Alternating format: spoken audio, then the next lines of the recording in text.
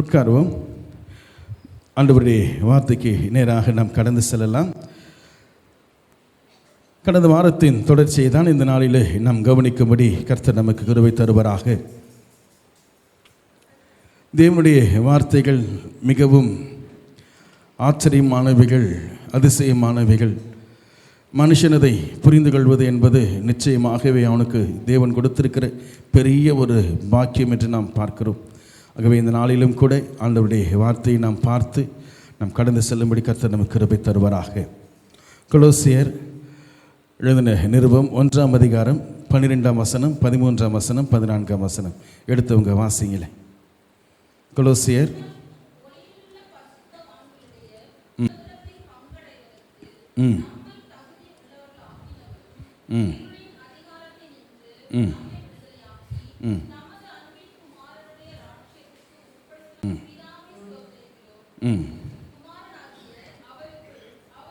போதும். இந்த பகுதியை நாம் கடந்த 2 வாரங்களாக நாம் பார்த்தோம். இந்த நாளிலும் ஒரு சில காரியங்களை நாம் கவனித்து கடந்து செல்லும்படி தேவன் நமக்கு உதவி செய்வாராக.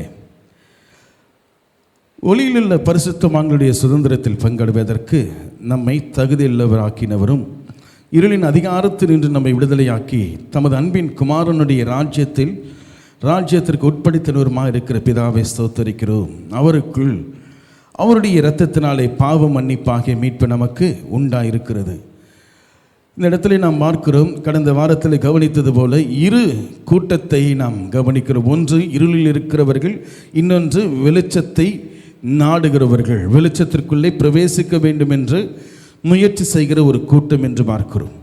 ஆகவே தான் நம்ம பார்க்கிறோம், ஏற்கனவே சில பேர் அங்கே இருக்கிறது போல இங்கே வேத வசனம் நமக்கு சொல்லுகிறது. ஒளியிலுள்ள பரிசுத்தவான்களுடைய சுதந்திரத்தில் பங்கடைவதற்கு ஒளி என்றால் என்ன, இருள் என்றால் என்ன என்பதை கடந்த வாரத்திலே நாம் கவனித்தோம். நாம் அதை திரும்பவும் எடுத்து அதை நேரத்தை நாம் வீணடிக்க வேண்டாம்.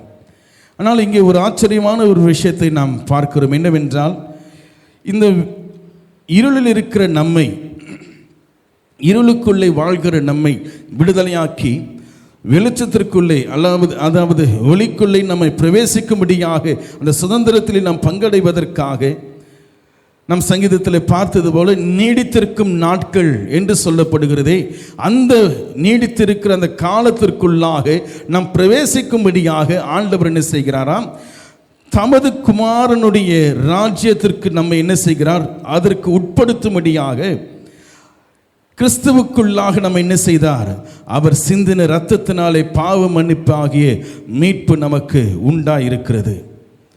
பாவம் என்று சொல்லப்படுகிறது என்ன என்று நாம் பார்த்தோம். பாவம் என்றால் என்னங்க, பாவம் என்றால் என்ன நினைக்கிறோம். அநேக செய்திகளை நாம் கேட்கிறோம். இன்றைக்கு திருச்சபைகளிலே, விசேஷமாக திருச்சபைகளிலே பாவத்தை குறித்து கண்டித்து உணர்த்தும் பொழுது நாம் என்ன செய்கிறோம், நாம் சரீர பிரகாரமான பாவத்தை நினைத்தவர்களாக, இதுதான் பாவம் என்று, இதை விட்டுவிட்டால் ஆண்டவனை ஆசீர்வதிக்கிறார், இதை விட்டுட்டேன்னா நான் பரிசுத்தம் உள்ளவனாக வாழ்கிறேன், இதை விட்டுட்டேன்னா நான் என்ன செய்கிறேன், தேவனுக்கு உண்மையுள்ளவனாக நான் வாழ்கிறேன்.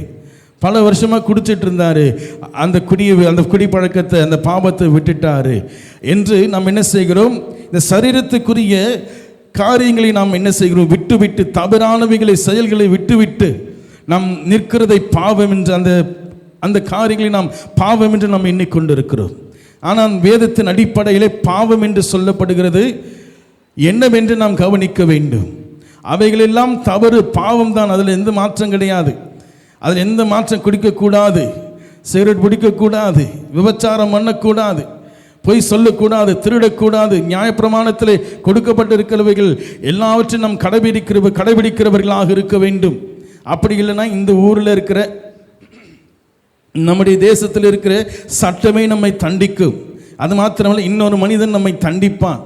அல்லது அதை நாம் செய்கிறது நிமித்தமாக அந்த நாம் பிடிக்கிற அந்த தேவையில்லாத பழக்கத்தின் மூலமாக நம்முடைய சரீரமே பாதிக்கப்பட்டு, அல்லது நம்முடைய குடும்பம் பாதிக்கப்பட்டு நடுத்தரவுக்கு கொண்டு வந்து நிறுத்தக்கூடிய சூழ்நிலைக்கு இப்படிப்பட்ட பழக்கங்கள், தீய பழக்கங்கள் நம்மை கொண்டு போய்விடும். அதில் எந்த மாற்றம் கிடையாது. அதை விட்டு ஒரு மனிதன் நிச்சயமாக வெளிவந்தே ஆக வேண்டும். அதில் எந்த மாற்றம் கிடையாது. ஆனால் பாவம் என்று சொல்லப்படும் பொழுது எதை நாம் கவனிக்கிறோம், எது என்று நாம் பார்க்கிறோம்? இருளுக்குரியவர்களாக இருளின் அதிகாரத்திற்குள்ளே இருக்கிற நம்மை விடுதலையாக்கி, அப்போ பாவத்திலிருந்து ஆண்டவர் நம்மை விடுதலையாக்கி, பாவம் என்று சொல்லப்படுகிறது என்னவென்றால் தேவன் அற்ற ஒரு வாழ்க்கை, தேவன் அற்ற ஒரு நிலை என்று நாம் பார்க்கிறோம். தேவன் இல்லாத ஒரு இடம்தான் அது. அது அது எப்படிப்பட்ட ஒரு உறவாக இருக்கிறது, இடமாக இருக்கிறது என்றால் பாவத்தின் நிலை என்று பார்க்கிறோம். சின், ஐயோ பாவி என்று சொல்லுவோம் என்றால் நாம் என்ன நினைக்கிறோம்? ஐயோ நிர்கதியா நிற்கிறான், யாரும் ஆதரவற்றவனாக நிற்கிறான். அப்படி என்றால் நான் பாவம் என்று சொல்லுவேன் என்றால் தேவனற்றவனாக திக்கற்றவனாக நான் என்ன செய்கிறேன்? நின்று கொண்டு இருக்கிறேன் என்று பொருள். கடவுள் இல்லாத ஒரு வாழ்க்கை தான் பாவம். அதுதான் இங்கே சொல்லப்படுகிறது இருளின் அதிகாரம். இருளின் அதிகாரம் என்று சொன்ன பேய்களை குறித்தோ பிசாசுகளை குறித்தோ அல்லது லூசிபரை குறித்தோ சொல்லப்படுகிறது இல்லை. இருளின் அதிகாரத்திற்குள்ளே அவனும் இருக்கிறான். ஏனென்றால் அவனும் தெய்வமற்றவனாக அவன் வாழ்ந்து கொண்டிருக்கிறான், தெய்வம் இல்லாதவனாக அவன் வாழ்ந்து கொண்டிருக்கிறான். மனுஷன் மாத்திரம் என்ன செய்து விட்டான்? அவனும் சேர்ந்து நானும் தெய்வமற்றவனாக இருக்கிறேன் என்று தீர்மானித்தபடியினாலே இருளுக்குள்ளே அதிகாரத்திற்குள்ளே நீங்கள் நானும் மாட்டிக்கொண்டிருக்கிறோம். என்ன? கடவுள் என்கிற அவரை குறித்ததான வாசனை அற்ற ஒரு உலகத்திலே நீங்கள் நானும் வாழ்ந்து கொண்டிருக்கிறோம். ஆனால் 33 கோடி தெய்வங்களை கொண்டிருக்கிறது. கிறிஸ்தவத்தை நாம் கவனித்து பார்ப்போம் என்றால் எத்தனை தெய்வங்களை, புனிதர்களை வைத்து, இயேசு கிறிஸ்துவை வைத்து, பிதாவை வைத்து, பரிசுத்த ஆவியானவர் வைத்து, எத்தனை சபைகளை, எத்தனை விதமான டினாமினேஷனை நம்ம பார்க்கிறோம். இவைகள் எல்லாம் என்ன செய்கிறது? கடவுளண்டை நம்மை கொண்டு போகிறது போல ஒரு பிம்பத்தை உருவாக்குகிறார்களே அன்றி அது என்ன செய்கிறது? இருளுக்குள்ளே நம்மை என்ன செய்கிறது? மாற்றி விடும்படியாக செய்கிறது. ஒரு இஸ்லாமிய சிறுவனுக்கு இயேசு கிறிஸ்துவை இரட்சகரை, உலக இரட்சகரை தூரமாக்கினது இந்த கிறிஸ்தவ மதம். ஏனென்றால் இன்றைக்கு மதங்கள் ஒவ்வொன்றாக பிரிந்து என்ன செய்கிறது? ஒருவர் இன்னொருவரை தொட முடியாதபடி, ஒருவர் இன்னொருவர் காரியத்திற்கு போக முடியாதபடி, நாங்கள் அங்கே போகக்கூடாதுங்க, நாங்கள் அதெல்லாம் செய்யக்கூடாதுங்க, நாங்கள் அதெல்லாம் பண்ணக்கூடாதுங்க. காரணம் என்ன? கிறிஸ்துவை இன்றைக்கு மதங்கள், உலக இரட்சகரை, உண்மையான தெய்வத்தை இன்றைக்கு இருக்கிற மதங்கள் மனிதனுக்கு தூரமாக்கிவிட்டது என்பதுதான் உண்மை. அப்படி என்றால் இந்த உலகமானது, முழு உலகமும் இருளுக்குள்ளே மாட்டிக்கொண்டிருக்கிறது. என்ன இருளுங்க? தெய்வம் இல்லாத ஒரு வாழ்க்கை, தெய்வத்தினுடைய யோசனையே இல்லாத ஒரு வாழ்க்கை, தெய்வத்தை குறித்ததான அறிவற்ற ஒரு வாழ்க்கை. தெய்வம் என்றால் யார் என்று தெரியாதனால தேடி தேடி பார்க்கிற, ஓடி போகிறான், எங்கேயுமே காணுமே, அவரை பார்க்க முடியலையே. ஏனென்றால் தெய்வம் வேண்டாம் என்று உதறினவர்கள் நீங்களும் நானும். கடவுள் வேண்டாம், நானே என்னை பார்த்துக்கிறேன் அப்படின்னு தீர்மானித்த மனுஷன் நாம். நீ யார் எனக்கு சொல்லுவதற்கு? எனக்கே ஆற்றல் இருக்கிறது, எனக்கு ஞானம் இருக்கிறது, எனக்கு இந்த வலிமை இருக்கிறது, நானே சம்பாதிப்பேன், நானே எல்லாத்தையும் செஞ்சுப்பேன், நீ எனக்கு எதற்கு என்று பெற்றவர்களை பார்த்து பிள்ளைகள் சொல்லுகிறது போல தெய்வத்தை மனிதன் சொல்லி அவரை விட்டு ஓடி வந்து விட்டான். அவர் இருந்து, அவர் வாசம் பண்ணின அவர் சமூகத்தை விட்டு மனிதன் துரத்தப்பட்டு விட்டான். காரணம் என்ன தெரியுங்களா? நீர் எனக்கு தேவையில்லை. இதுதான் இருளுக்குரிய அதிகாரம் என்று பார்க்கிறோம். தேவனுடைய அறிவை, தேவனுடைய ஞானத்தை பெறாதவர்களாக தொடர்ந்து வசனங்களை வாசிக்கும் பொழுது சொல்லப்படுகிறது, அவைகள் மறைவாக இருந்தது, மறைப்பொருளாக இருந்தது, ரகசியமாக இருந்ததை கிறிஸ்துவின் சுவிசேஷம் தெய்வத்தை உங்களுக்கும் எனக்கும் என்ன செய்தது? கிட்ட கொண்டு வந்து காட்டும்படியாக கிறிஸ்துவின் சுவிசேஷம் செய்தது என்று பார்க்கிறோம். ஹல்லேலூயா. நமக்கு தூரமாக இருந்த தெய்வத்தை கிட்ட கொண்டு வந்து காட்டினவர் யார் என்று வேதம் சொல்லுகிறது? இயேசு கிறிஸ்து. அவருக்கு நமக்கும் சம்பந்தமே இல்லாமல் பெரிய ஒரு சுவர், நடுச்சுவர் என்ன செய்தது? எழும்பிருந்து ஒரு பெரிய ஒரு பள்ளத்தாக்கு இருக்கிறது, அந்த பக்கத்தில் நம்ம போக முடியாது. ஆகவே தெய்வம் என்ன செய்தார்? தாமே என்ன செய்தார்? குமாரன், அன்பின் குமாரன் என்று சொல்லப்படுகிற இயேசு கிறிஸ்துவின் வடிவத்தில் இந்த உலகத்திற்கு உங்களுக்கும் எனக்கும் என்ன செய்தார்? வந்து உங்களுக்காகவும் எனக்காகவும் பாவ மன்னிப்பாகிய ரட்சிப்பை தேவன் நமக்கு கொடுத்திருக்கிறார். அதாவது தெய்வத்தை திரும்பவும் சேரக்கூடிய வாய்ப்பை ஆண்டவர் உங்களுக்கு எனக்கு கொடுத்திருக்கிறார். ஹல்லேலூயா. அது எடுத்துக்கிறது, எடுக்காம போகிறது உங்க கையில், என் கையில் தான் இருக்கு. அந்த தீர்மானத்தை எடுக்க வேண்டியது நீங்களும் நானும் தான். ஏங்க ரட்சிப்பை அறிக்கை பண்ணணும்? ஏன் ரட்சிப்பை அறிக்கை பண்ணணும்? வாயினால் அறிக்கையிட்டு விசுவாசித்து என்று வேதம் சொல்லுவதற்கு காரணம் என்ன? நான் தனிப்பட்ட ரீதியிலே தனிப்பட்ட மனிதனாக எனக்கு சுய வெறுப்புகள் எனக்கென்று சில ஆண்டவர் அநேக ஆற்றலை நமக்கு கொடுத்திருக்கிறார். யோசித்து சிந்தித்து செயல்படக்கூடிய ஆற்றலை கொடுத்திருக்கிறார். ஒவ்வொரு மனிதன் தனிப்பட்ட ரீதியிலே தெய்வத்தை அங்கீகரிக்கிறவனாக, அக்செப்ட் பண்ணுகிறவனாக, ரட்சிப்பை அக்செப்ட் பண்ணுகிறவனாக இருக்க வேண்டும், ஏற்றுக்கொள்ள வேண்டும். அதுதான் கிறிஸ்துவை ஏற்றுக்கொள்ளுகிற அனுபவம். சும்மா அவங்க சொல்றாங்களே, ஊழியக்காரர் சொல்றாரு, இவர் சொல்றார், அவர் சொல்றாரு சொல்லிட்டு போறதுனாலே அங்க ரட்சிப்பு உண்டாக்கப்படாது. இருதயத்தில் நாம் சிந்திக்க வேண்டும், இருதயத்தில் யோசித்து நாம் கிறிஸ்துவை சொந்த ரட்சகராக ஏற்றுக்கொள்ள வேண்டும். ஏங்க கடவுளை நான் சொந்த ரட்சகராக இயேசு கிறிஸ்துவை ஏற்றுக்கொள்ள வேண்டும்? ஆண்டவர் எனக்கு இந்த அற்புதத்தை செய்வார், ஆண்டவர் எனக்கு இந்த அற்புதத்தை செய்வார், ஆண்டவர் எனக்கு இந்த நன்மையை செய்வார் என்பது அல்ல. இருளிலே மாட்டிக்கொண்டிருக்கிற, இருளின் அதிகாரத்திற்குள்ளே வாழ்ந்து கொண்டிருக்கிற நம்மை விடுதலையாக்கி, வேதம் சொல்லுகிறது, ஒளியில் உள்ள பரிசுத்தவான்களோடு கூட பங்கடைவதற்கு தெய்வம் உங்களையும் என்னையும் ரட்சித்திருக்கிறார். நீங்க ஏன் ரட்சிக்கப்பட்டீங்க என்று கேள்வி கேட்கணும். கேள்வி கேட்டால் என்ன பதில் வரும் தெரியுங்களா? நமக்கே தெரியும். சொன்னது போல 1000 விசுவாசிகள் 100 போதகர்கள்கிட்ட ஒரு சர்வே எடுக்கணும். ஏன் ரட்சிக்கப்பட்டீர்கள், ஏன் இயேசு கிறிஸ்துவை ஏற்றுக்கணும், இந்த சர்வே எடுத்து பார்க்கணும். கர்த்தருக்கு சித்தம் இருக்கும் என்றால், ஆண்டவர் கொடுப்பார் என்றால், வாய்ப்புகளை தருவார் என்றால், வருகிற நாட்களில் அதை நாம் செய்யலாம். காரணம் என்னவென்றால், நாம் எந்த அளவுக்கு தெய்வத்தை அறிந்திருக்கிறோம் என்பது மிகவும் மிகவும் முக்கியம். சுவிசேஷம் என்று சொல்லப்படுகிறது, ஏதோ சொல்லிட்டு போறாங்க. அவங்க சொன்னா ஆண்டவர் இதை செஞ்சிருவாரு, நல்லது நடந்துடும், அவங்க வந்தா போதும் உங்களுக்கு நல்லது நடக்கும், அவங்க வந்தா போதும் உங்களுக்கு வியாதி சுகமாகும், அவங்க வந்தா போதும் இது ஆகும் அது ஆகும். ஆனால் உண்மையான கிறிஸ்து தருகிற ரட்சிப்பை, கிறிஸ்து தருகிற விடுதலையை இன்றைக்கு கிறிஸ்துவ சமுதாயம் இழந்து கொண்டிருக்கிறது. மற்றவர்களுக்கும் அதை சொல்லிக் கொடுக்கும்படியாக போகிறதில்லை.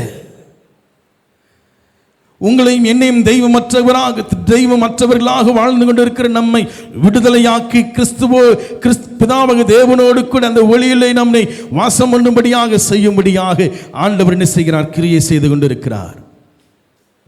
இருளின் அதிகாரத்திலிருந்து நம்மை விடுதலையாக்கி என்ன செய்கிறார்? தமது அன்பின் குமாரனுடைய ராஜ்யத்திற்குள்ளே நம்மை பிரவேசிக்கும்படியாக செய்து அங்கிருந்து ஆண்டவர் அந்த ஒளிக்குள்ளே நம்மை கொண்டு போகிறார். ஹல்லேலூயா.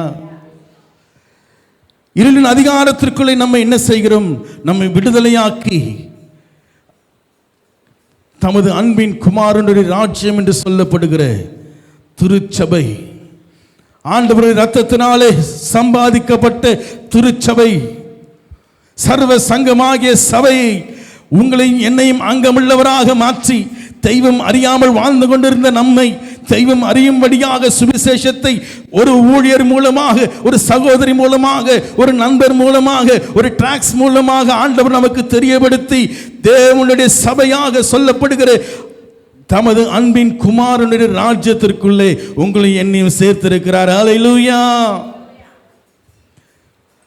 கிறிஸ்து அதை செய்து மாத்திரம் இங்கே போகிறது மாத்திரமல்ல, இந்த பூலகத்திலேயே இருளின் அதிகாரத்திற்குள்ளே இருக்கிற நம்ம வெளியே வந்து தேவனை அறியக்கூடிய வாய்ப்பை நமக்கு என்ன செய்கிறார்? கொடுக்கிறார். இப்போ வந்து சேர்ந்துட்டா முடிஞ்சிருச்சா? அன்பின் ராஜ்யத்திற்குள்ளே வந்து சேர்ந்துட்டா முடிஞ்சிருச்சா? சபைக்குள்ளே வந்து சேர்ந்துட்டேன் வருது. நீங்கள் சொல்லிட்டீங்க நான் வந்துட்டேன், நான் வந்து 40 வருஷம் ஆச்சு, நான் வந்து 20 வருஷம் ஆச்சு, நான் வந்து 2 வருஷம் ஆச்சு என்று சொன்னாலும் அதோடு முடிகிறதா? இல்லை. வேதம் சொல்லுகிறது, பிதாவாகிய தேவனுடைய விருப்பம் என்னவாம்? எல்லா மனுஷரும் ரட்சிக்கப்படவும் சத்தியத்தை அறிகிற அறிவை அடையவும் அவர் சித்தமுள்ளவராயிருக்கிறார். நீங்களும் நானும் தேவனை அறிகிறதிலே, சத்தியத்தை அறிகிறதிலே நாம் என்ன செய்யணும்? அதன் வழியாக நீங்களும் நானும் நாம் என்ன செய்யணும்? கடந்து போகிறவர்களாக இருக்க வேண்டும் என்று வேதம் சொல்லுகிறது. இதை எப்படி உண்டு பண்ணினாராம்? மிக ஆச்சரியமான ஒன்று. அதுதான் நான் பார்க்கிறேன். கடந்த வாரத்தில் இந்த இவைகளெல்லாம் நாம் பார்த்தோம். ஆனால் அதை எப்படி நமக்கு உண்டு பண்ணினார்? இங்கே தெய்வம் அறியாத ஒரு சூழ்நிலை, ஒரு இடம், ஒரு பாவம் என்று சொல்லப்படுகிற ஒரு நிலை, அல்லது இருளின் அதிகாரம் என்று சொல்லப்படுகிற அதிலே நாம் வாழ்ந்து கொண்டிருந்த நம்மை எப்படி விடுதலை ஆக்கினார் என்று சொல்லப்படுகிறது? அவருக்குள் அவருடைய இரத்தத்தினால் ஆகிய பாவ மன்னிப்பாகிய மீட்பு நமக்கு உண்டாயிருக்கிறது. 20ஆம் வசனத்தில் வாசிக்கிறோம், அவர் சிலுவையில் சிந்தின இரத்தத்தினாலே சமாதானத்தை உண்டாக்கி பூலோகத்தில் உள்ளவைகளும் பரலோகத்தில் உள்ளவைகள் யாவும் அவர் மூலமாக தமக்கு ஒப்புரவாக்கி கொள்ளும்படியாக அவருக்கு பிரியமாயிற்றார். கர்த்தருடைய பரிசுத்த நாமத்திற்கு ஸ்தோத்திரம் உண்டாவதாக. இந்த ரட்சிப்பு நமக்கு சிலுவையிலே ஆண்டவர் சிந்தின இரத்தத்தினாலே உண்டாக்கப்பட்டது என்று சொல்லப்படுகிறது. சிலுவையில் சிந்தின இரத்தத்தினாலே ஆண்டவர் நமக்கு என்ன செய்தார்? அந்த விடுதலை வாங்கி கொடுத்தார். ஏன் அந்த ஒரு நிலை? ஏன் சிலுவையிலே தெய்வம் இரத்தத்தை சிந்த வேண்டும்? ஏன் ஆண்டவர் தமது இரத்தத்தை சிந்த வேண்டும்? தனக்கென்று ஒரு சொட்டு ரத்தமும் வைத்துக் கொள்ளாமல், வேதத்தில் லூக்காவில் வாசிக்கிறோம், ஒருவன் சேவகன் ஈட்டினால் அவர் என்ன செய்கிறான்? அவருடைய விழாவில் குத்துகிறான். குத்தின பொழுது ரத்தமும் தண்ணீரும் பீரிட்டு வந்தது என்று வேதத்தில் வாசிக்கிறோம். தனக்கென்று ஒரு சொட்டு ரத்தமும் தன்னுடைய சரீரத்தில் இல்லாதபடி எல்லா ரத்தத்தையும் ஆண்டவர் என்ன செய்தார்? கீழே இந்த பூமியிலே சிந்தினார் என்று பார்க்கிறோம். ரத்தம் போயிட்டு அதன் பின்பு தண்ணீர் உடம்புல இருக்கு, அந்த தண்ணியும் சேர்ந்து வெளியில வந்தது என்று சொல்லப்படுகிறது. அப்போ அவருடைய சரீரத்தில் ஒரு சொட்டு ரத்தமும் இல்லை, 1 மில்லி லிட்டர் ரத்தம் கூட கிறிஸ்துவின் சரீரத்திற்குள்ளே இல்லை என்பதை நீங்களும் நானும் அறிந்து கொள்ள வேண்டும். ஏன் ஆண்டவர் ரத்தத்தை சிந்த வேண்டும்? அப்படின்னா ரத்தத்தில் பெரிய ஒரு விஷயம் இருக்கு. இந்த சிலுவையில் சிந்தின ரத்தத்தை குறித்து, இயேசு கிறிஸ்து நமக்காக அடைந்த பாடுகள், அவர் சிந்தின ரத்தத்தை குறித்து இன்றைக்கு சில விதங்களிலே சில பேர் வேறு விதத்தில் அதை யோசித்துக் கொண்டிருக்கிற. என்ன தெரியுங்களா? ஒரு நண்பனை காப்பாற்றுவதற்காக தன் ரத்தத்தை கொடுத்து காப்பாற்றின இன்னொரு நண்பனை போல நாம் நினைக்கிறோம். அல்ல, நம் குடும்பத்தில் இருக்கிறவர்களை காப்பாற்ற வேண்டும் என்று சொல்லி நம் உயிரை கொடுத்து நாம் காப்பாற்றுகிற ஒரு சூழ்நிலை ஒன்று ஏற்படுமே. அப்படிப்பட்ட ஒரு நிலையாக நீங்கள் நானும் இது நினைக்கிறோம். ஆனால் அப்படிப்பட்ட நிலை அல்ல. இது அதையும் தாண்டி இருக்கிற ஒரு ஆண்டவர் நமக்காக வைத்திருக்கிற ஒரு பெரிய ஒரு காரியம் என்று நாம் பார்க்கிறோம். 20ஆம் வசனத்தில் வாசிக்கிறோம், அவர் சிலுவையில் சிந்தின இரத்தத்தினாலே சமாதானத்தை உண்டாக்கி, தெய்வம் நமக்கும் பரலோகத்தில் உள்ளவைகளும் பூலோகத்தில் உள்ளவைகளும் இணைவதற்காக ஆண்டவர் என்ன செய்தார்? இரத்தத்தை சிந்தினார். அப்போ பரலோகத்தில் உள்ளவைகளும் பூலோகத்தில் உள்ளவைகளுக்கும் இடையே நடுச்சுவராக இருக்கிறது என்ன தெரியுங்களா? இரத்தம். பரலோகத்தில் உள்ளவைகளும் பூலோகத்தில் உள்ளவைகளும் இணையக்கூடாதபடி, அல்லது வெளிச்சத்திலே ஒளியிலே வாழ்கிற பரிசுத்தவான்களோடு கூட நாம் என்ன செய்ய வேண்டும்? இருளின் அதிகாரத்தில் வாழ்கிற நாம் இணைய வேண்டும் என்றால் அதற்கு தடையாக இருக்கிறது மனுஷனுக்கு எது தெரியுங்களா? ரத்தம். அது எப்படி பிரதர் நீங்க சொல்றீங்க? அது எப்படி நீங்க இதை விவரிக்கிறீங்க? தொடர்ந்து வசனங்களை வாசிக்கும் பொழுது நிச்சயமாக இதை குறித்து நாம் என்ன செய்யலாம்? அறிந்து கொள்ளலாம். வேதம் சொல்லுகிறது, 1 யோவான் 1ஆம் அதிகாரம் 7ஆம் வசனத்தில் வாசிக்கிறோம், அவருடைய குமாரனாகிய இயேசு கிறிஸ்துவின் ரத்தம் சகல பாவங்களையும் நீக்கி நம்மை சுத்திகரிக்கிறது என்று சொல்லப்படுகிறது. சகல பாவங்களையும் நீக்கி நம்மை சுத்திகரிக்கிறது எதுங்க? கிறிஸ்துவுடைய ரத்தம் என்று சொல்லப்படுகிறது.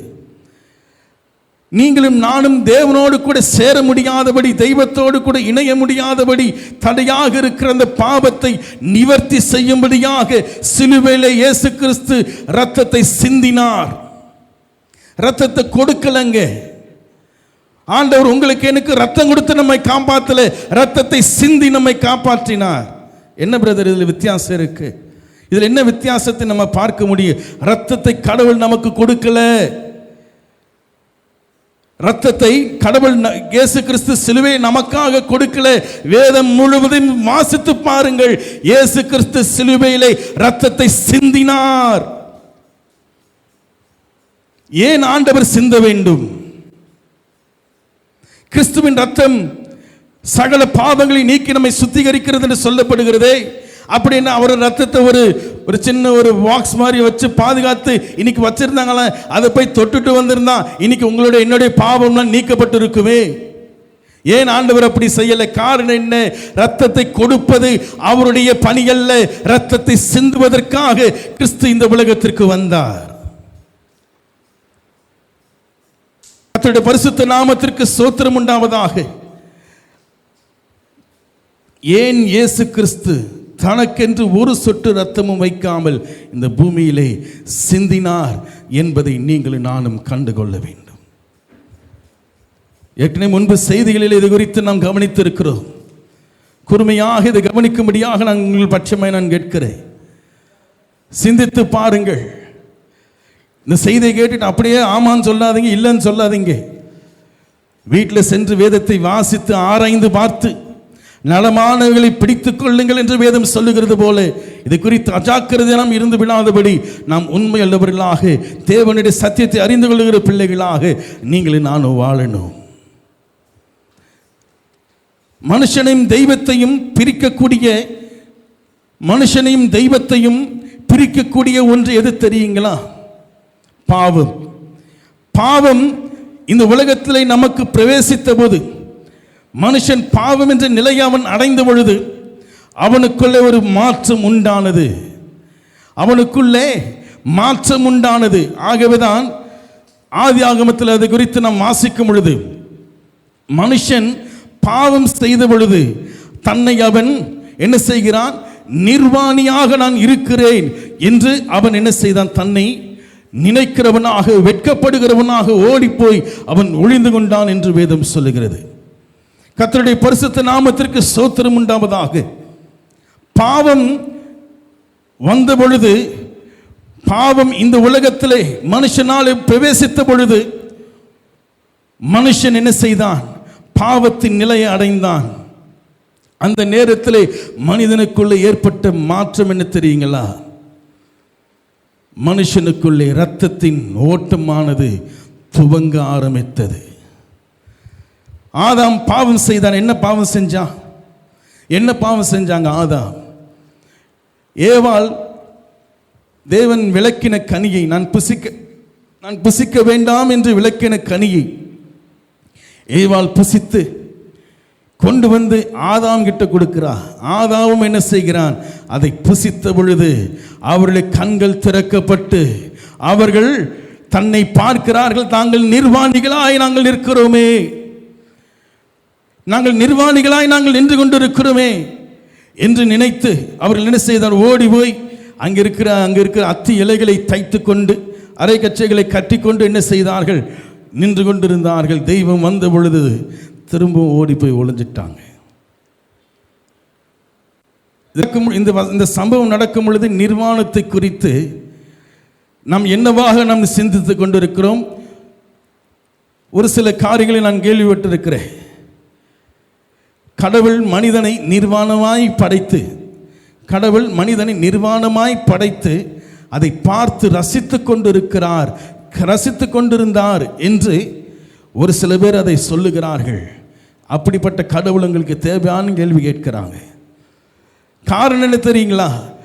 மாம்சத்திலே நாம் இருக்கிறபடினாலே தெய்வத்தினுடைய செயல்களை நீங்கள் நானும் புரிந்து கொள்ள முடியாத மூடர்களாக நீங்கள் நானும் வாழ்ந்து கொண்டு இருக்கிறோம் என்பதுதான் உண்மை.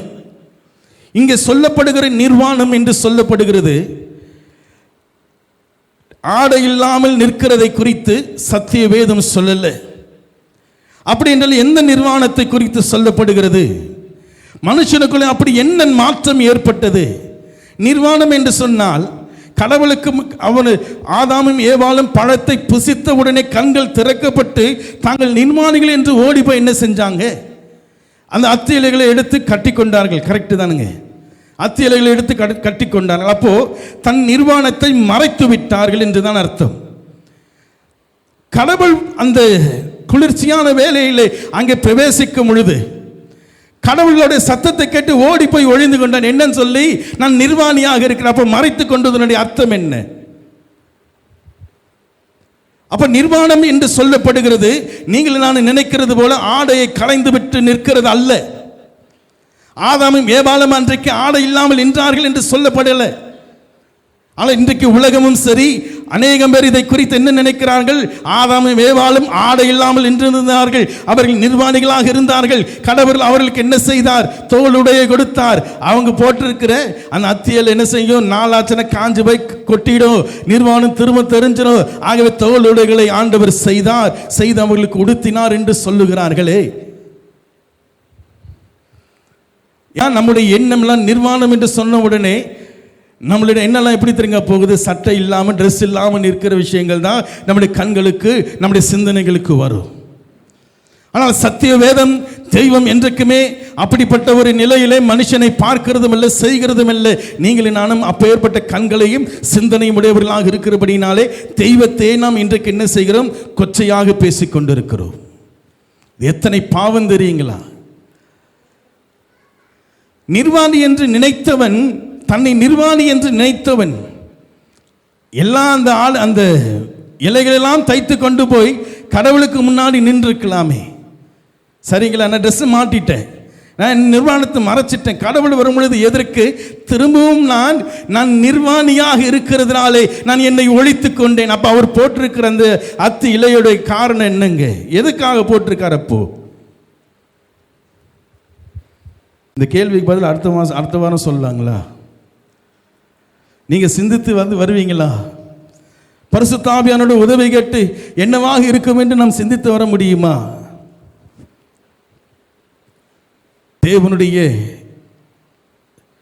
தேவன் செய்து கொண்டிருக்கிற செயல்களை மனுஷன் இன்னைக்கு கொச்சையாக பல விஷயங்களை பேசிக் கொண்டிருக்கிறான். சத்திய வேதத்தை உண்மையல்லது என்று உலகத்தில் இருக்கிற பல பேர் இதை நிரூபிக்கும்படியாக போகிறார்கள். ஆனால் பரிசுத்த ஆவியானவர் 6000 ஆண்டுகளாக தமது சத்தியத்தை இந்த பூமியில் நிலைப்படுத்தி கொண்டிருக்கிறார். இயேசு கிறிஸ்து 2000 ஆண்டுகளுக்கு முன்பாக வந்து இந்த சத்தியத்தை சுவிசேஷத்தின் மூலமாக பரலோக ராஜ்யம் சமீபமாயிருக்கிறது, மனம் திரும்புங்கள் என்று சொல்லி அறைகூவலிட்டு இன்று வரைக்கும் கிறிஸ்துவின் சுவிசேஷம் இந்த உலகத்தில் பிரசங்கிக்கப்பட்டு கொண்டிருக்கிறது. எதற்காக?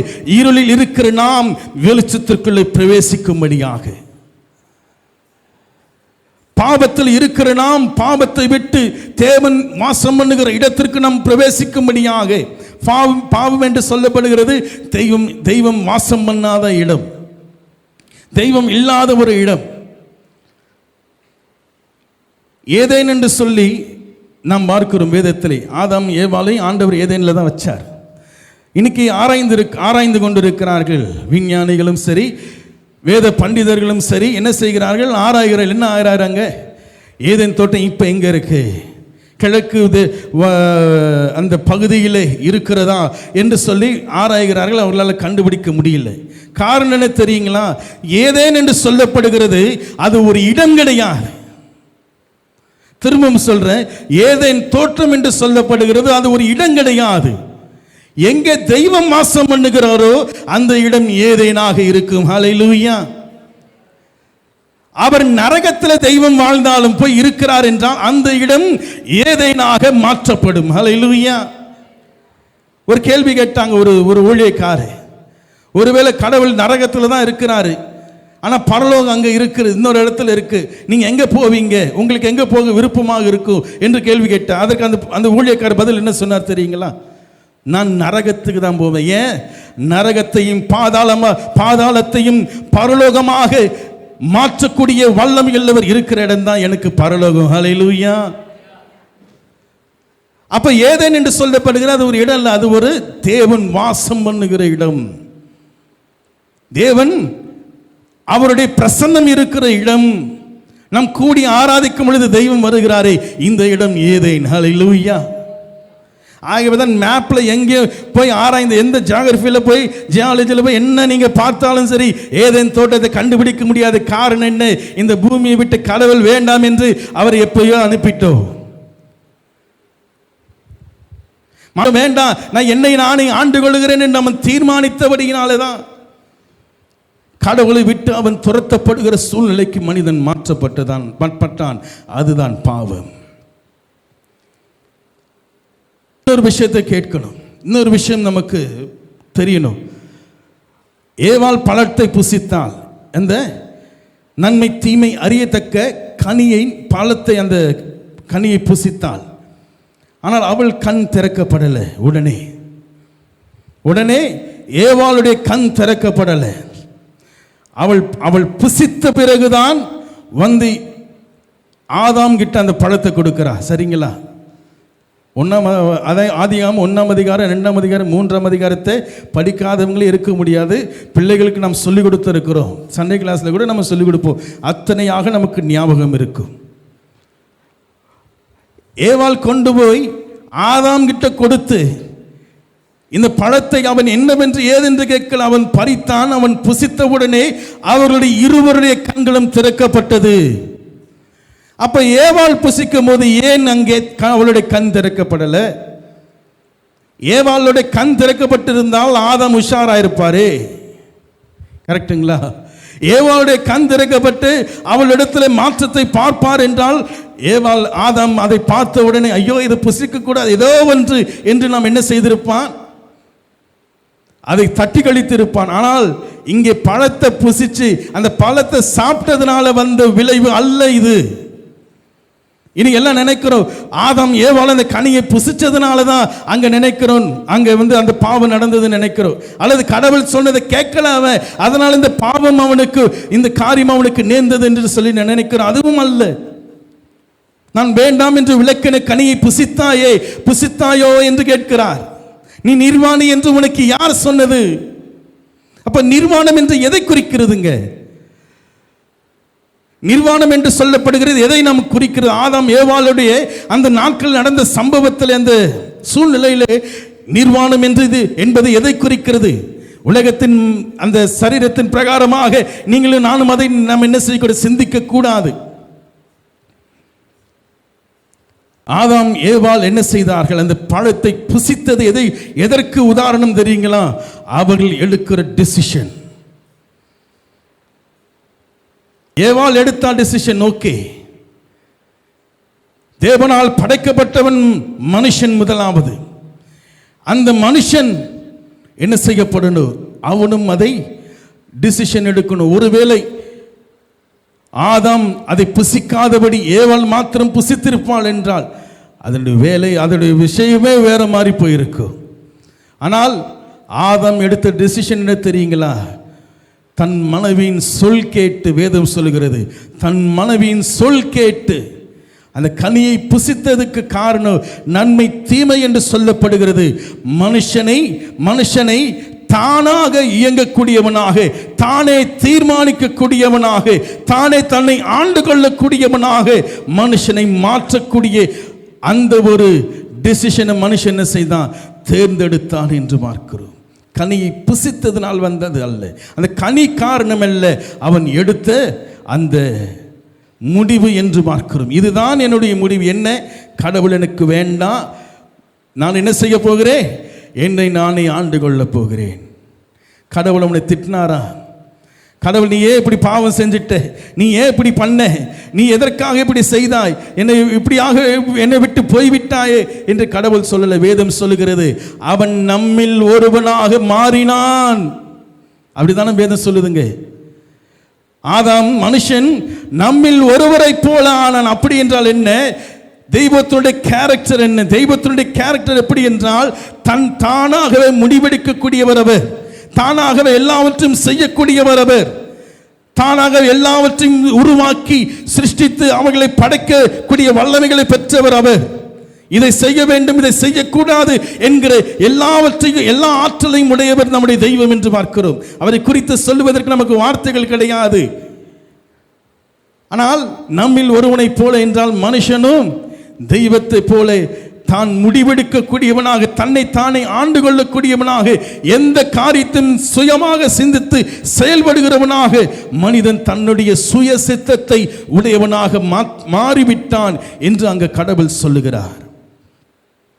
அது நல்ல விஷயம் தானே. கடவுளும் அதை தான் மனுஷனுக்கு என்ன செய்தார், ஏற்படுத்தி வைத்திருந்தார். ஆனால் ஒன்று என்ன, அவனுக்கு தெய்வம் கொடுத்த அந்த ஆற்றல், மனுஷனுக்கு தெய்வம் கொடுத்த ஆற்றல், வல்லமைகள், கடவுளைப் போலவே அநேக வல்லமைகளை கடவுள் மனுஷனுக்கு கொடுத்து வச்சிருந்தார். கடவுளைப் போலவே தெய்வம் மனுஷனுக்கு எத்தனையோ ஆற்றல்களை கொடுத்து வைத்திருந்தார். ஆனால் மனுஷன் அதை என்ன செய்ய வேண்டும், சரியான ஒரு விதத்தில் அவைகளை ஆண்டு கொள்கிறவனாக, அதை நடத்துகிறவனாக இருக்க வேண்டும். இல்லை என்றால் லூசிபர் எப்படியாக அவன் வாழ்ந்த தேசத்தை, அவன் வாழ்ந்த இடத்தை, மனுமக்களை அவன் கொன்று குவித்தது போல, அவர்களை நாசப்படுத்தினது போல மனுஷனும் செயல்படுத்திவிட, அப்படியாக மாறிவிடாதபடிக்கு ஆண்டவர் என்ன செய்தார், அவனுக்கு ஒரு தடையை ஆண்டவர் வைத்தார். அதுதான் இந்த மாம்சம். ஒரு தடையை ஆண்டவர் என்ன செய்தார், வைத்தார். உங்களுக்குள்ளும் எனக்குள்ளும் தேவனால் கொடுக்கப்பட்ட ஆற்றல்கள் மறைத்து வைக்கப்பட்டிருக்கிறது. ஆனால் அவைகள் அடக்கி வைத்திருக்கிறார் ஆண்டவர். ஏன் தெரியுங்களா, இப்போ அடக்கி வச்சிருக்கிற இந்த நிலையிலே நான் ஒருத்தர் என்ன பக்கத்தில் இருக்கிறவனே சும்மா விட மாட்டேன்னு நான் நிற்கிறேன்.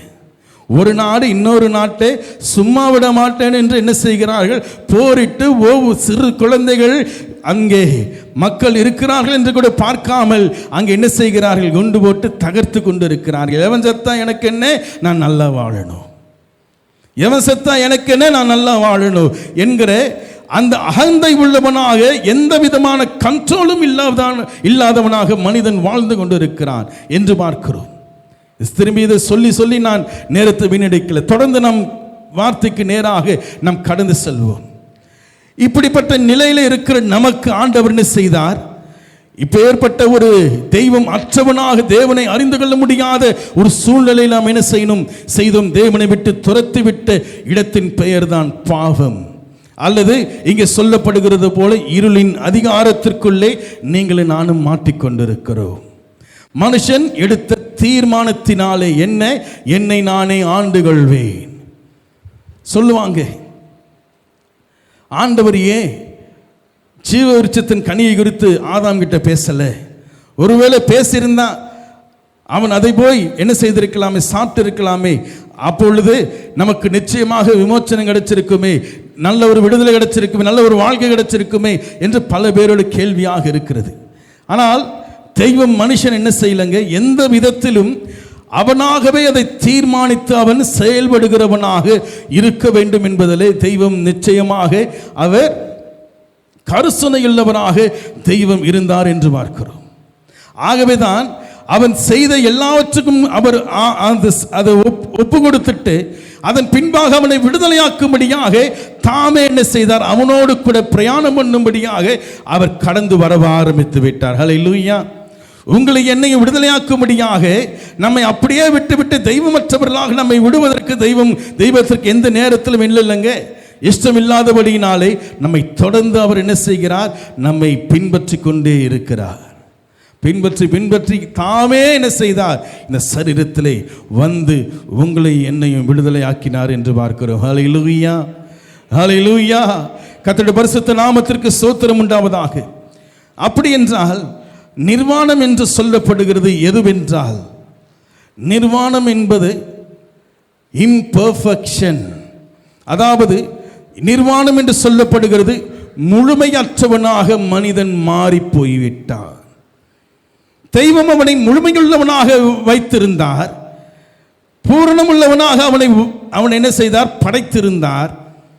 பூரணமுள்ளவனாக படைத்த அவன் என்ன செய்து விட்டான், என்னை நானே ஆண்டு கொள்வேன், கடவுள் வேண்டாம் என்ற ஒரு நிலையை அவன் என்ன செய்தான், தீர்மானித்து பாவத்தின் நிலையை அவன் எடுத்தபடியினாலே அவன் என்ன செய்த, பூரணமாய் இருந்த அவன் பூரணம் அற்றவனாக, இம்பர்ஃபெக்ஷனாக அவன் மாறினபடியினாலே தன்னுடைய சரீரத்தை மாற்றங்களை பார்த்து ஆதாம் அலறிவிட்டான். ஐயோ, என்னமோ நடக்கிறது எனக்குள்ளே,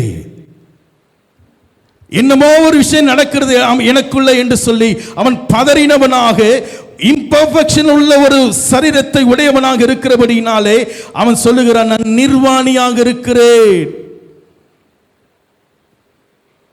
நிர்வாணம் என்று சொல்லப்படுகிறது இம்பர்ஃபெக்ஷன், முழுமையற்ற ஒரு நிலை என்று பார்க்கிறோம். முழுமையற்ற நிலைக்கு அங்கே ஆதாம் மாறினபடியினாலே தன்னை முழுமைப்படுத்தும்படியாக தானாக என்ன செய்கிறான், பல விஷயங்களை அவன் செய்து பார்க்கிறான். அப்பொழுது கூட அவனுக்கு திருப்தி அல்ல. இன்னும் நான் நிர்வாணிதான், அத்தி இலைகளை தைத்து கொண்டிருக்கிறேன், ஆனாலும் நான் நிர்வாணம் உள்ளவன் தான். என்ன, இன்னும் நான் இம்பர்ஃபெக்ஷனா இருக்க. ஏனென்றால் மனுஷன் கடவுளை விட்டு விலகிவிட்டான். மனுஷன் கடவுளை விட்டு விலகினபடியினாலே அவனால் என்ன செய்ய முடியல, பூரணம் உள்ளவனாக அவனால் இருக்க முடியல. ஆகவே என்ன செய்தான், அவன் அடைந்த நிலை இம்பர்ஃபெக்ஷன். அதுதான் பாவம். நாம் பார்க்கிறது போல இருளின் அதிகாரம். இருளின் அதிகாரத்திற்குள்ளே மனிதன் வந்த பொழுது ஆண்டவர் என்ன செய்தார், ஒரு விஷயத்தை பண்ணுவார். என்ன பண்ணார், கிழக்குக்கு போகிற வாசல் அடைச்சார். அவன் ஜீவ விருட்சத்தின் கனியை புசித்து அவன் என்றென்றைக்கும் உயிரோடு இருக்காதபடிக்கு அதுக்கு போகிற வாசல் அடைச்சார். அப்போ என்ன அர்த்தங்க, அது வரைக்குமாக அவன் அந்த கனியை புசிக்கிற வரைக்குமாக ஆதாம் ஏவாளுடன் நிலை நீடித்திருக்க காலம் என்று சொல்லுவதை காட்டிலும் அவர்கள் தீர்மானிக்கக்கூடிய காலத்திலே தெய்வம் அவர்களை வைத்திருந்தார். அவர் தீர்மானித்தார். என்ன தீர்மானித்தார், ஜீவனை தேர்ந்தெடுக்காமல், தெய்வத்தை தேர்ந்தெடுக்காமல் அவன் தன்னையை தேர்ந்தெடுத்தபடியினாலே அங்கே என்ன செய்யப்பட்டது, அவனுடைய வாழ்நாட்கள் எண்ணப்பட்டது. அவனுடைய வாழ்நாட்கள் எண்ணும்படியாக துவங்க ஆரம்பிக்கப்பட்டது என்று பார்க்கிறோம். அது என்னவாக நாம் பார்க்கிறோம், மனிதனுக்குள்ளே இரத்த ஓட்டம் ஆரம்பித்தது. என்ன பிரதர், புதுசா அதை கதை விடுறீங்களா? புதுசா ஏதோ கதை விடுறீங்களா? இல்லை, நீங்க கவனித்து பாருங்கள். பாவம் செய்கிற வரைக்குமாக, செய்வதற்கு முன்பாக மனுஷனுக்குள்ளே ரத்தம் கிடையாது. திரும்பவும் சொல்றேன், பாவம் செய்வதற்கு முன்பாக மனுஷனுக்குள்ளே ரத்தம் கிடையாது. எடுத்து வாசிங்களே, ஆதியாகமம் 1ஆம் அதிகாரம் 2ஆம் அதிகாரம் 21ஆம் வசனம் 23ஆம் வசனம் வாசிங்களே. அதிலிருந்து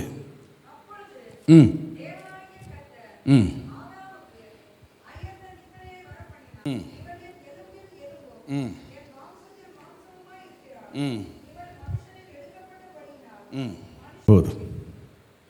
நீ என் ரத்தம் அப்படின்னும், இனி என் ரத்தம் தான் நீ. ஏன்னா நம்முடைய ரத்தம் என்ன செய்கிறது, நம்முடைய பிள்ளைகளுக்குள்ளே இருக்கிறது. நம்முடைய பிள்ளைகளுடைய பிள்ளைகள், சந்ததிகள், மூதாதைகளுடைய ரத்தம் நமக்குள்ளே பாய்ந்து கொண்டிருக்கிறது. ஆனால் ஆதாம் ஏவாள் என்ன செய்கிறார், ஆதாம் ஏவாளை பார்த்து மனுஷியை கொண்டு வந்து ஆண்டவர் நிறுத்துகிறார். நிறுத்தும் பொழுது ஆதாம் ஒரு வார்த்தை சொல்றார், இனி என் எலும்பில் எலும்பும் என் மாம்சத்தில் மாம்சமுமா இருக்கிற. அப்ப ரத்தம் எங்கெங்க போச்சு, ரத்தம் எங்க போச்சு,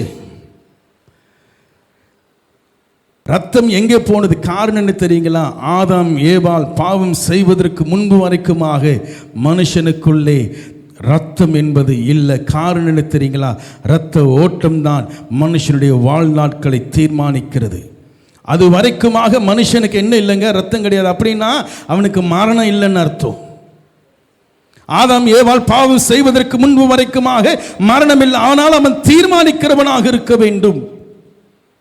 அவன் என்ன செய்ய வேண்டும், தீர்மானித்து அவன் டெசிஷனை எடுத்து என்ன செய்யணும், நான் இதை செய்ய போகிறேன், அதை பண்ண போகிறேன். எப்படி பிள்ளைகளை நாம் ஒரு படிக்க அந்த +2 எல்லாம் முடித்தவொன்னே அவங்களை எப்படி அடுத்த ஒரு நிலைக்கு அவர்களுடைய டெசிஷனுக்கு நம்ம என்ன செய்கிறோம், ஒத்து போகிறது போல கடவுள் என்ன செய்தார், மனுஷன் டெசிஷன் எடுக்க முடியாத ஒரு சில காலகட்டத்தை கொடுத்து வைத்த நாட்கள் அவைகள். அது மரணத்துக்கு ஏதுவான நாட்கள் அல்ல. ஆகவே மனுஷனுக்குள்ளே இரத்தமும் இருந்தது இல்லை. தொடர்ந்து வாசிக்கும் பொழுது மனுஷனுக்குள்ள என்ன செய்த, மனுஷன் ஆதாம் பாவம் செய்தவுடு, ஆதாம் அந்த டிசிஷன் எடுத்தவுடனே என்ன செய்யப்பட்டது, கடவுள் ஒரு விஷயத்தை பண்ணார். அவனுக்கு இட்டர்னல் லைஃப் வரக்கூடாது, அது நிறுத்த வேண்டும் என்று அவனை தண்டிக்கும்படியாக ஆண்டவர் அந்த நித்திய ஜீவனை என்ன செய்யலைங்க, அவனுக்கு நித்திய வாழ்க்கை கொடுக்கக்கூடிய அந்த மரத்தின் கனியை ஆண்டவர் தடுத்து வைக்கல.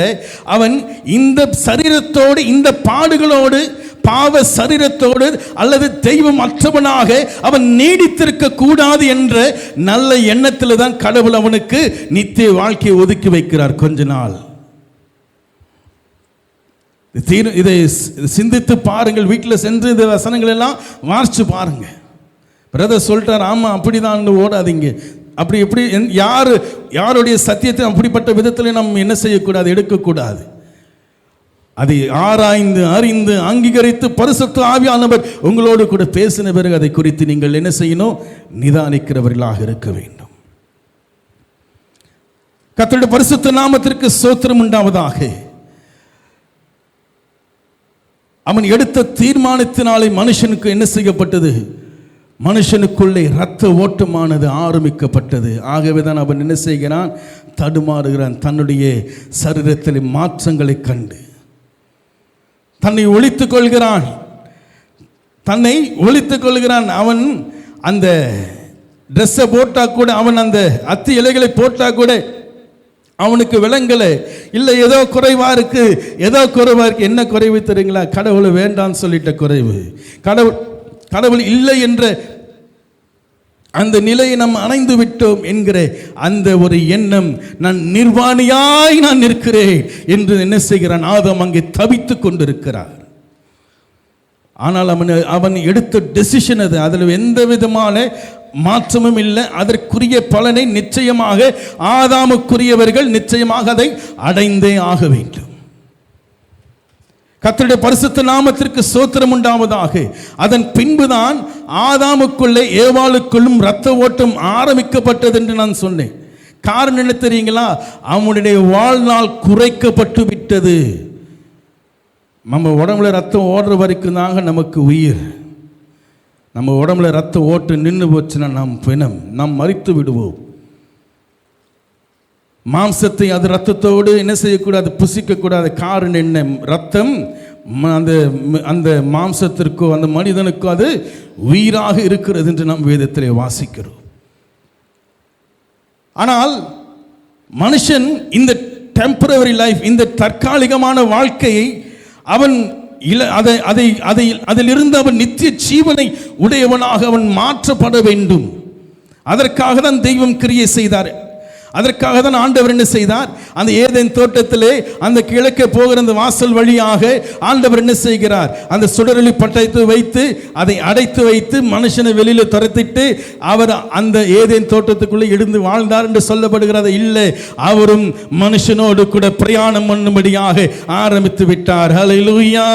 4000 ஆண்டுகளாக ஆண்டவர் என்ன செய்தார், தமது பிள்ளைகளை பரிசுத்தமுள்ளவர் சந்ததியை பெறும்படியாக, அதாவது தேவன் எதிர்பார்க்கிற, தேவனுடைய வழியில் நடக்கிற, தெய்வத்தினுடைய சத்தியத்திற்கு நிலைத்து நிற்கிற ஒரு மனுஷரை ஆண்டவர் தேடிக்கொண்டிருந்தார். ஆகவே தான் ஆண்டவர் சொல்லுகிறார், அன்னைக்கு ஆண்டவர் தீர்மானம் பண்ணார், இன்னைக்கு உன் வித்துக்கும் அவள் வித்திற்கும் பகை உண்டாக்குவே. அவர் உன் தலை நசுக்குவார், நீர் அவர் குதிங்காலை நசுக்குவார். ஒருவனுடைய சொல் கேட்டு மனிதன் இந்த தீர்மானத்தை எடுத்தபடினாலே ஆண்டவர் மனுஷனுக்கு என்ன செஞ்சார், திரும்ப ஒரு வாய்ப்பு கொடுத்திருக்கிறார். எதற்குங்க? கடவுளோடு திரும்ப சேரும்படியாக. ஆனால் சாதாரண விதத்தில் அது நடக்காது. சாதாரண விதத்தில் நடக்காது. மனுஷனை மீட்கக்கூடிய ஒரு மனிதனும் இந்த உலகத்தில் இல்லை. மனுஷனை பழுதற்ற பலியாக தன்னை என்ன செய்ய வேண்டும், ஒப்பு கொடுக்கிறவர்களாக இருக்க வேண்டும். ஆபிரகாம் பழுதற்ற பலியா இல்லை, மோசே பழுதற்ற பலியா இல்லை, ஈசாக்கு பழுதற்ற பலியா இல்லை, யாக்கோபு பழுதற்ற பலியா இல்லை, தாவீது பழுதற்ற பலியா இல்லை, மோசையும் கிடையாது. இன்றைக்கு இருக்கிற பரிசுத்தவான்கள், இன்றைக்கு இருக்கிற மக்கள், இன்றைக்கு இருக்கிற மனுஷன் பழுதற்ற பலியா மாற முடியுமா? இல்லை. ஆண்டவர் பார்த்தார், என்ன செஞ்சார், தாமே என்ன செய்தார், தமது அன்பின் குமாரனுடைய ராஜ்யத்தின் மூலமாக இந்த உலகத்திலே உங்களுக்கும் எனக்கும் பழுதற்ற பலி சிலுவையில் ஏற்பட்டது. ஹல்லேலூயா. எதுக்குங்க? ஏன் இயேசு கிறிஸ்து சிலுவையில் பலியாக வேண்டும்? இயேசு கிறிஸ்து சிலுவையில் பலியாகுவதற்கு முக்கியமான காரணம் என்ன தெரியுங்களா? நம்ம சரீரத்தை ஓடிக்கொண்டிருக்கிற ரத்தம் ஒரு சொட்டு கூட நம்முடைய சரீரத்தில் இருக்கக்கூடாது. டெம்பரரி லைஃப்ல நீங்களும் நானும் பாவம் என்ற நிலை இருளிலே வாழ்கிற நீங்களும் நானும் வெளிச்சத்திற்குள்ளே பிரவேசிக்கப்பட வேண்டும் என்றால் நம்முடைய சரீரத்திற்குள்ள இருக்கிற ரத்தம் ஒன்று கூட அந்த மாம்சத்துக்குள்ளே நிற்கக்கூடாது. பலியினுடைய அந்த நியமங்களை நீங்கள் படித்து பார்ப்பீர்கள் என்றால், அந்த பலி செலுத்தப்படுகிற அந்த ஆடோ மாடோ அதனுடைய இரத்தத்தோடு கூட என்ன செய்யக்கூடாது, அதை நாம் வைத்திருக்கக்கூடாது. இரத்தத்தை கொண்டு போய் தேவ சமூகத்தில் நிறுத்தி அந்த சரீரத்தை கொண்டு போய் பாளையத்துக்கு பொறும்பை அதை எரித்து போடுங்கள் என்று வேதம் சொல்லுகிறது. ஆண்டவர் இரத்தத்திற்கு பெரிய ஒரு முக்கியத்துவத்தை கொடுப்பார்.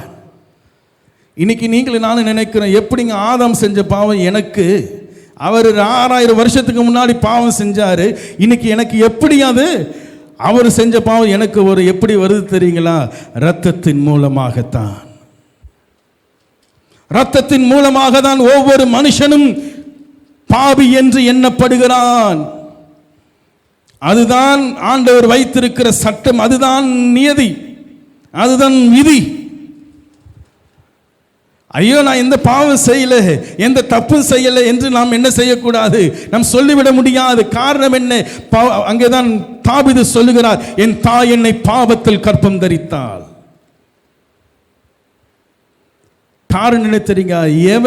எவன் ஒருவனுக்குள்ளே ரத்தம் ஓடுகிறதோ அவனுக்குள்ளே ஆதாமின் ரத்தம் ஓடிக்கொண்டிருக்கிறது. ஆதாமுக்கு பிறந்த பிள்ளைகள், அவருடைய பிள்ளைகள் ஆயிரக்கணக்கான சந்ததிகளை பெற்று ஆதாம் என்ன செய்தார்? இன்றைக்கு முழு உலகமும் ஆதாம்னால தான் இந்த உலகம் இயங்கிக் கொண்டிருக்கிறது. நீங்களும் நானும் பிறந்து கொண்டிருக்கிறோம். அப்போ ஆதாமுடைய பாவம் உங்களுக்குள்ளும் எனக்குள்ளும் இந்த இரத்தத்தின் மூலமாக நின்று கொண்டிருக்கிறது என்று நாம் அறிந்து கொள்ள வேண்டும். நான் பாவமே செய்யலை, நான் பரிசுத்தவான், நான் சர்ச்சிலேயே பிறந்தேன், பலிபீடத்தில் தான் நான் பிறந்தேன் என்று சொன்னாலும் உனக்குள்ள ஆதாமுடைய ரத்தம் ஓடிக்கொண்டிருக்கிறது. இதை யாராலையும் மாற்ற முடியாது. இல்லைங்க நான் வேறு வழியே நான் பிறந்தேங்க, எங்கடி எப்படி பிறந்த டெஸ்ட் பேபி, அதுவும் டிஎன்ஏ ரத்தம்தான். நீங்கள் எந்த வழியில நீங்கள் பிறப்பதற்கு நம்ம என்ன செய்ய முடியாதுங்க. வேற எந்த வழியாவது குறுக்கு வழி இருக்கா? அல்ல ரத்தமே இல்லாமல் நம்மளால் பிறக்க முடியுமா? முடியாது. ரத்தத்தோடு கூட தான் மனுஷன் பிறந்தாகணும். காரணம் என்ன? ஆதாமுடைய பாவம் ஒவ்வொரு மனுஷனுக்குள்ளும் ரத்தத்தின் மூலமாக என்ன செய்கிறது? வந்து கொண்டிருக்கிறது. கிறிஸ்து சிலுவையிலே அதை தான் சிந்தினார். கிறிஸ்து சிலுவையிலே தனக்கென்று ஒரு சொட்டு ரத்தமும் வைத்துக் கொள்ள முடியாமல் என்ன செய்தார்? வைத்துக் கொள்ளாமல் எல்லாவற்றும் சிந்தினதற்கு காரணம் அவர் நமக்கு ரத்தம் கொடுக்கல. அதுதான் சொன்ன ஆண்டவர் நமக்கு ரத்தம் கொடுக்கல, தமது ரத்தத்தை சிந்தினார். காரணம் என்ன? ஆதாமுடைய பாவம் கிறிஸ்துவோடு கூட இந்த உலகத்தில் நீக்கப்பட்டு விட்டது. ஹல்லேலூயா. ஆகவேதான் வேதத்தில் வாசிக்கும் பொழுது இயேசு கிறிஸ்து உயிர் தெழுந்த கிறிஸ்துவனுடைய சரீரத்தை குறித்து நாம் வேதத்தில் வாசிக்கிறோம். வாசிங்களே, லூக்கா 24ஆம் அதிகாரம் 39ஆம் வசனத்தை வேகமாக வாசிங்க. லூக்கா 24ஆம் அதிகாரம் 39ஆம் வசனம்.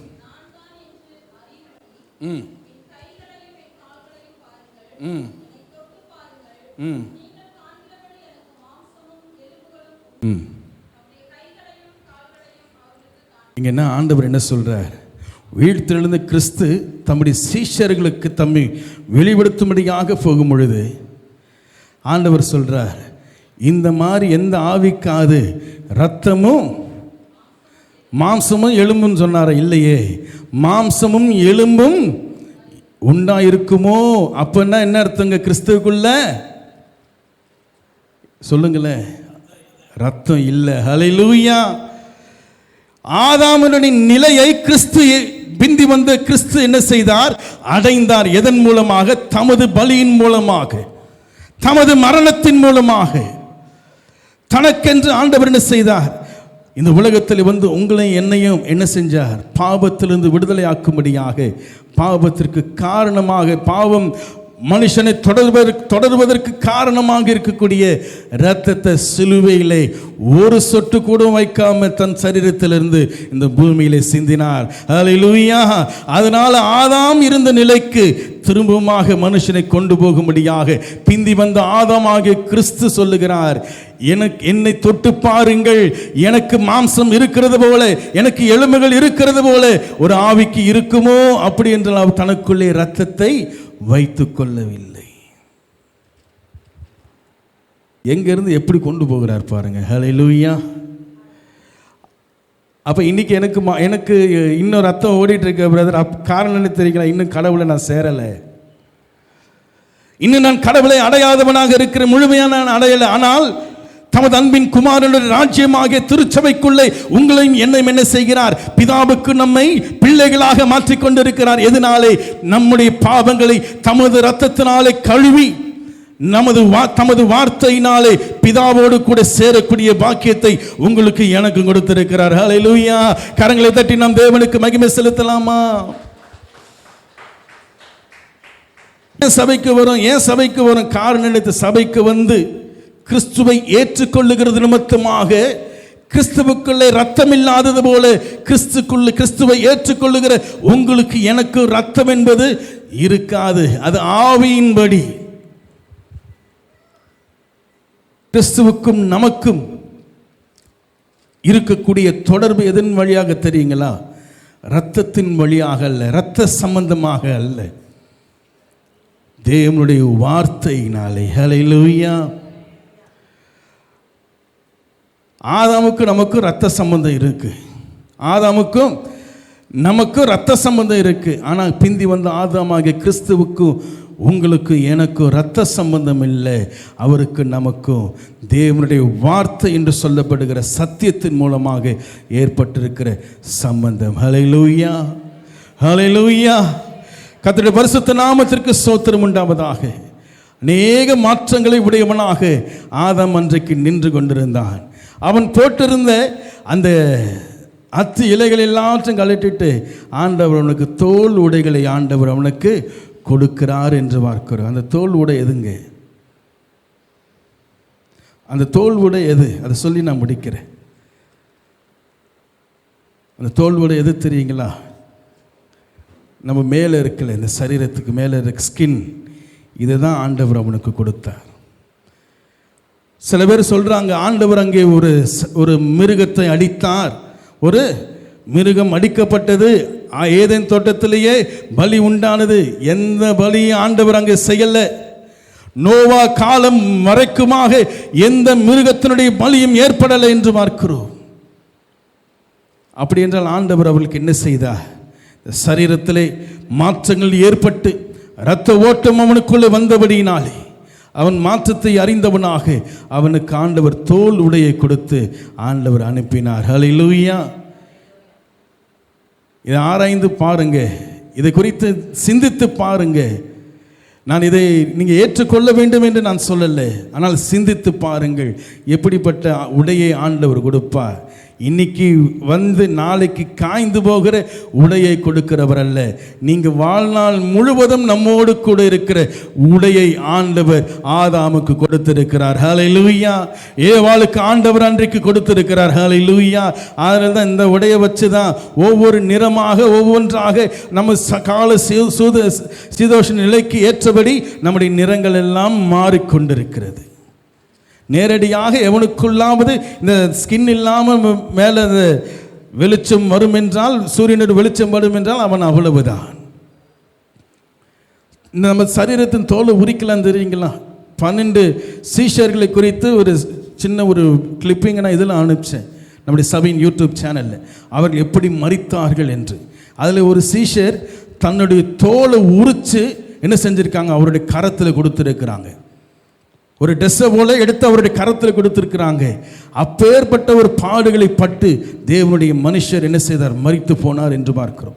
எதற்கு சொல்ல வருகிறேன் என்றால், ஆண்டவர் கொடுத்திருக்கிற இந்த உடையானது என்றென்றைக்கும் நிலைத்து நிற்கக்கூடியது. அவர் தற்காலிகமாக டெம்பரவரியாக இன்னிலிருந்து நாளைக்கு அப்படி அல்ல, என்றென்றைக்கும் நீடித்திருக்கக்கூடியவைகளை செய்கிறவர் தான் நம்முடைய ஆண்டவர். ஹல்லேலூயா. அப்போ நிர்வாணம் என்று சொல்லப்படுகிறது என்னவென்றால், நிர்வாணி என்ற தன்னை அவன் நினைத்ததற்கு காரணம் என்னவென்றால், அவன் இம்பெர்ஃபெக்டாக நான் இருக்கிறேன். அந்த ஒரு வார்த்தை தான் தெய்வத்திற்கு மிகவும் பிடித்தபடியினாலே அவனை பெர்ஃபெக்ட் பெர்ஃபெக்டாக அவனை மாற்றும்படியாக ஆண்டவர் அவனை என்ன செய்தார்? தொடர்ந்து அவனோடு கூட பிரயாணம் பண்ணும்படியாக போனார். ஹல்லேலூயா. எங்கே ஆண்டவரிடத்தில் அவன் மன்னிப்பு கேட்கலையே, எங்கே ஆண்டவரிடத்தில் அவன் இதை செய்யலையே, தன் மனைவியை தானே கை காட்டுறா, தன் மனைவி அந்த சர்பத்தை தானே கை காட்டுறாங்க என்று சொல்லி ஆண்டவர்களை தண்டிக்கல. ஆண்டவர் என்ன செய்தார்? ஆதாமுடைய அங்கலாய்ப்பை ஆண்டவர் என்ன செய்தார்? அங்கே கேட்டார், நிர்வாணி என்று உனக்கு அறிவித்தவன் யார்? நீ இம்பர்ஃபெக்ட் என்று உனக்கு அறிவித்தவன் யார்? நீ பூரணமற்றவன் என்று உனக்கு அறிவித்தவன் யார்? யார் அறிவிக்கலையா? நான் சாப்பிட்ட, நான் எடுத்த அந்த டிசிஷனை என்ன செஞ்சது? என்னை இம்பர்ஃபெக்டா மாற்றிடுச்சு. காரணம் என்ன? கடவுள் வேண்டாம் என்ற நிலையை நான் எடுத்து விட்டேன். அவர் வேண்டாம் என்ற நிலையை நான் எடுத்ததுனால இன்றைக்கு மனுஷன் இம்பர்ஃபெக்டா வாழ்ந்து கொண்டிருக்கிறான். பரிபூர்ணமுடையவனாக அல்லது பூரணமுடையவனாக அவன் வாழல. பூரணம் கூட கடவுள் நமக்கு தரல. பரிபூர்ணத்தை தான் ஆண்டவர் என்ன செய்கிறார்? நமக்கு தருகிறவராக இருக்கிறார். பூரணம் என்பது கூட கடவுளுடைய பார்வையில் நிர்வாணம் தான். கடவுளை பொறுத்தவரை அது இம்பர்ஃபெக்டான ஒரு வாழ்க்கை தான். பரிபூரணமான என்ன செய்கிறார்? அந்த ஒரு வாழ்வுக்காக தான் கடவுள் உங்களையும் என்னையும் அழைத்திருக்கிறார். ஆதாம் ஏவாளையும் ஆண்டவர் அவ்வண்ணமாக தான் அழைத்திருக்கிறார். அதை அழைத்தது மாத்திரமல்ல, அந்த இருளுக்குரிய வாழ்க்கையிலிருந்து தேவன் என்ன செய்கிறார்? நம்மை வெளிச்சத்துக்குரிய வாழ்க்கையில கடந்து போகும்படியாக உங்களையும் என்னையும் மாற பண்ணுகிற கிறிஸ்துவின் சுவிசேஷத்தை கேளுங்கள், கிறிஸ்துவின் சுவிசேஷத்தை பிரசங்கியுங்கள். கிறிஸ்துவின் சுவிசேஷத்தை நாம் நம்புகிறவர்களாக, விசுவாசிக்கிறவர்களாக நாம் இருக்க வேண்டும். அந்த விசுவாசம், அந்த நம்பிக்கை உங்களை என்னையும் பரலோகத்திலே நம்மை கொண்டு போய் சேர்க்கும். ஹல்லேலூயா, ஹல்லேலூயா. எழுந்து நிற்போம். ஆண்டவருக்கு நாம் நன்றி செலுத்துவோம். கேட்ட வசனங்களை மனதில் வைத்தவர்களாக ஆண்டவரே நீர் கொடுத்த இந்த வார்த்தைகளுக்காக ஸ்தோத்திரம். ஆண்டவரே, உம்முடைய வார்த்தைகளை கர்த்தாவை கேட்டு உமக்குள்ளே நான் பலன் வரும்படி கர்த்தாவே நீர் எங்களுக்கு கிருபை தர வேண்டுமா நாங்கள் ஜெபிக்கிறோம். ஹல்லேலூயா. ஆண்டவரே உமக்கு ஸ்தோத்திரம், ஸ்தோத்திரம், ஸ்தோத்திரம், ஸ்தோத்திரம்.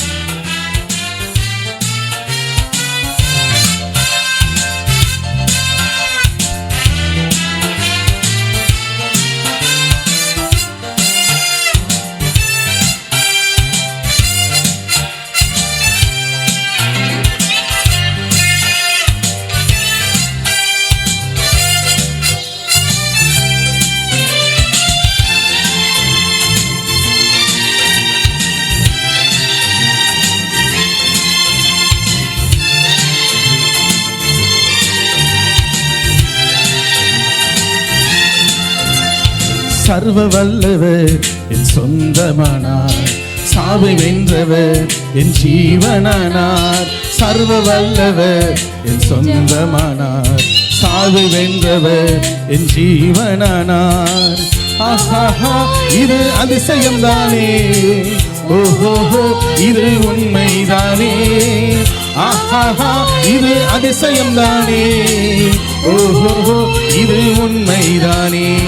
சர்வ வல்லவர் என் சொந்தமானார், சாவை வென்றவர் என் ஜீவனானார். சர்வ வல்லவர் என் எஜமானன், சாவை வென்றவர் என் மணவாளன். கண்டுகொண்டேன் ஒரு புதையல், பெற்றுக்கொண்டேன் ஒரு பொக்கிஷம். இயேசு என் ரட்சகர், இயேசு என் ராஜா என்று பாடுவோம்.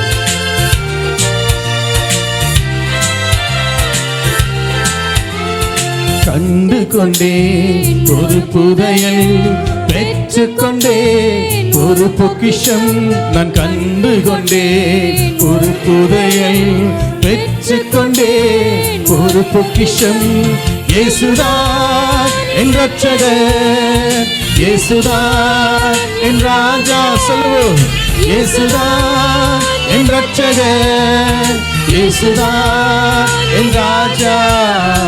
சர்வ வல்லவர் என் சொந்தமானார், சாவை வென்றவர் என் ஜீவனானார். சர்வ வல்லவர் என் எஜமானன், சாவை வென்றவர் என் மணவாளன். பாவத்தின் நிலையை நமக்கு மாற்றி ஜீவனுக்குரியவனாக நம்மை மாற்றின கிருபை எண்ணி ஆண்டவருடன் நன்றி செலுத்துவோமா?